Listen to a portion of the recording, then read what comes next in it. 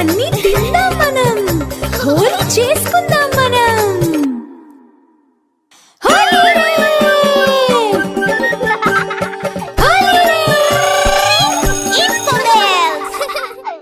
hi friends, మీరు హోలీ ఎలా celebrate చేసుకుంటారో కింద కామెంట్ సెక్షన్ లో